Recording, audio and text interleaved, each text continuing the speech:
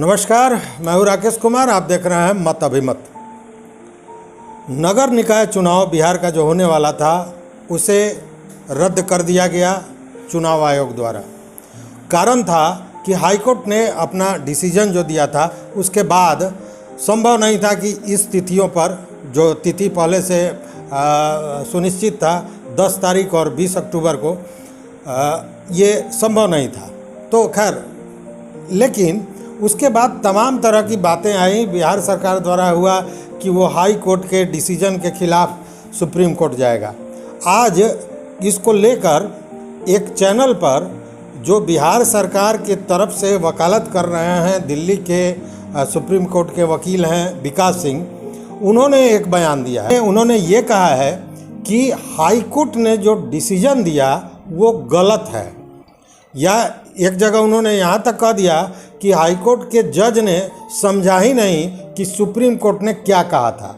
तीसरी बात उन्होंने कह दी कि बिहार सरकार, जो सुप्रीम कोर्ट ने जो ऑर्डर दिया था, बिहार सरकार उसको ओबे नहीं कर रही है, ऐसा बात नहीं है, कुछ ज़्यादा बढ़ के काम कर रही है। चूँकि बिहार ने अति पिछड़ा बनाकर उन चीज़ों को मैंने इस प्रीव्यू से ही अलग कर दिया है।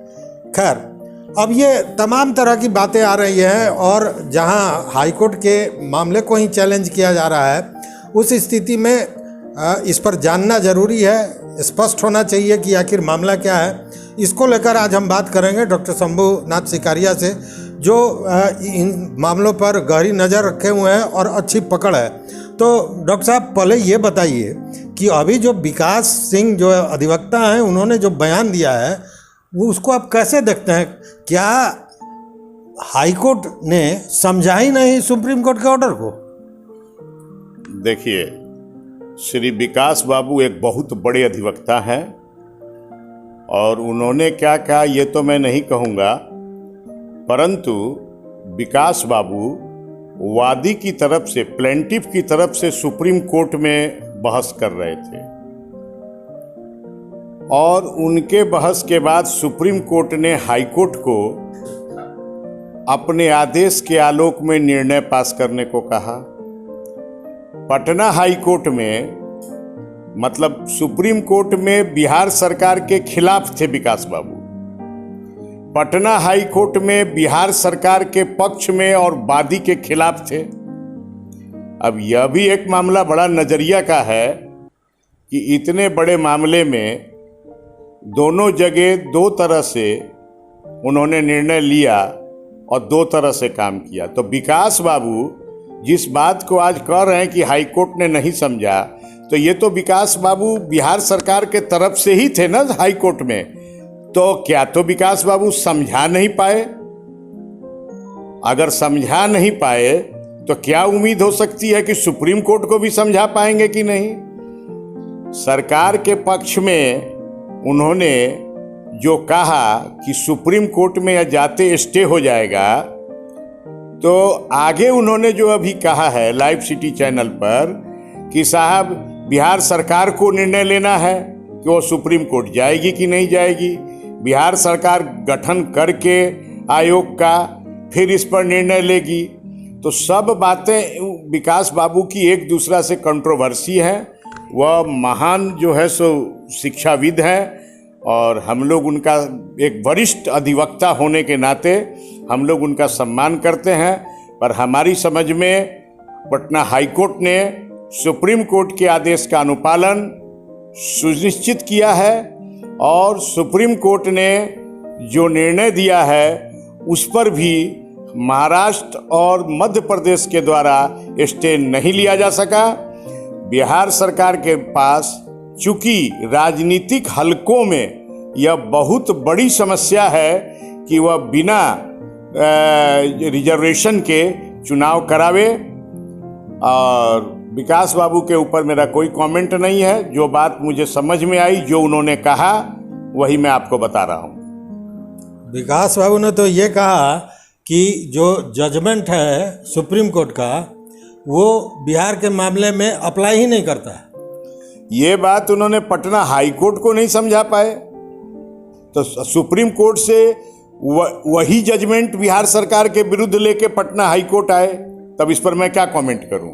तो अभी तो यही स्थिति नहीं तय हो पा रही है कि बिहार सरकार सुप्रीम कोर्ट जाएगी कि नहीं, क्योंकि अधिवक्ता महोदय ने ये कहा कि अभी बिहार सरकार ने फैसला नहीं किया, अभी बातें हो रही है। तो खैर, दूसरी बात एक ये है कि बार बार ये बात आ रही है कि इलेक्शन का जो समय सीमा था वो दिसंबर तक ही था।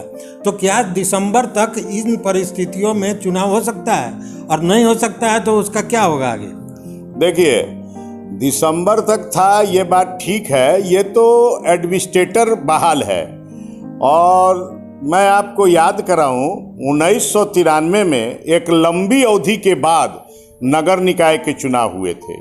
तो उस वक्त एडहॉक कमेटी का सरकार ने गठन किया था, और एडहॉक कमेटी का गठन भी सरकार कर सकती है, एडमिनिस्ट्रेटर को अगले 6 महीना के लिए बहाल भी कर सकती है।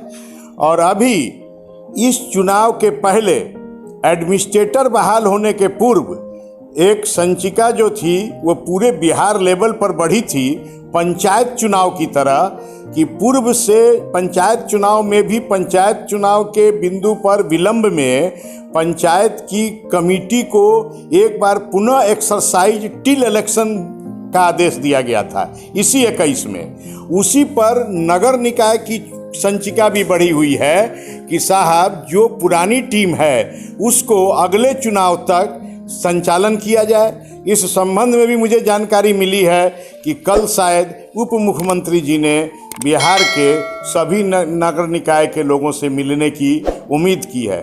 बहुत से हलकों में यह भी चर्चा आ रही है कि सरकार जो है अगर चुनाव कराने में सुप्रीम कोर्ट के पालन के आलोक में अगर 6 महीना साल भर का समय देखती है कि लगेगा, तो वो अपने दल के लोगों की कमेटी आने वाले 24 और 25 को देखते हुए एडहॉक कमेटी बनाकर भी संचालन कर सकती है। तो सुना आपने, कहने का मतलब ये है कि तरह तरह की बातें आ रही है। अधिवक्ता महोदय कह रहे हैं कि कोर्ट ने समझाई नहीं, और एक और सबसे बड़ी बात यह है कि चुनाव का क्या होगा, तो उस पर भी आपने सुना कि चुनाव के लिए किस तरह की बात, ये तो अलग की बात है कि चुनाव होगा कि नहीं, नगर निगम या नगर परिषद या अन्य जो ये निकाय है इसका संचालन कैसे होगा, इस पर भी बिहार सरकार सोच रही है।